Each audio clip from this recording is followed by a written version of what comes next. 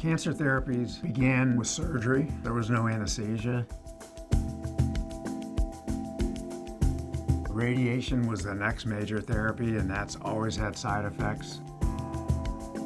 And then chemotherapy, well-known side effects. The war on cancer began in the 1970s. They thought they could cure cancer right away. So that's been a problem for more than 50 years in oncology. The hope was that a therapy could be made that would be less toxic and also long-term.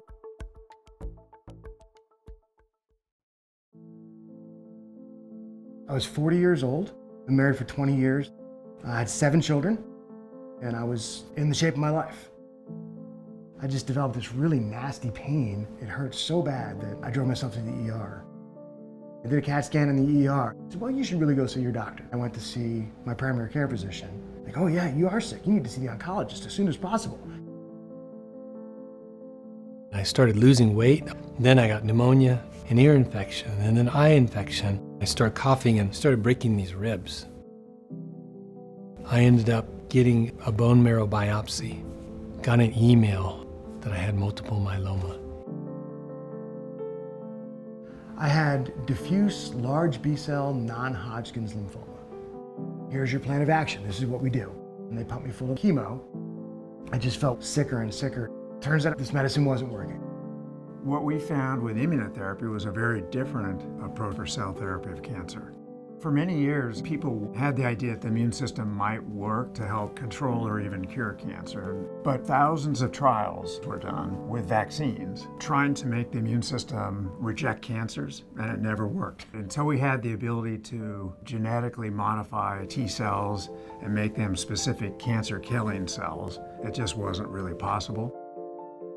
How CAR T cells started. It was a wacky idea, but the LLS took the long shot on us, funded our trial, and gave long-term support. So immunotherapy has evolved from vaccines to antibody therapy, and then now cell therapies. It's used from the very youngest pediatric patients to the very oldest now, with very exciting results in blood cancer.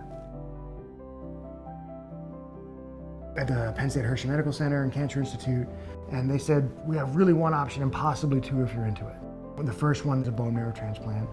There's a whole donor network with hundreds of thousands of people on it. It's gonna take years before I'm better again. The survival rate long-term is 50-50, but that's as good as we've got. Do you understand? Yes. Great. I've got this other idea. How'd you like to be the first one here to get CAR T? CAR T cell therapy was suggested. I was patient number 1 at Stanford. This is a whole different philosophy and approach. It's working with your body's system, and there was good results that they were seeing. This is a really neat opportunity. Like, this is groundbreaking. This is a chance to be part of something that's amazing that could really help a lot of other people beyond me.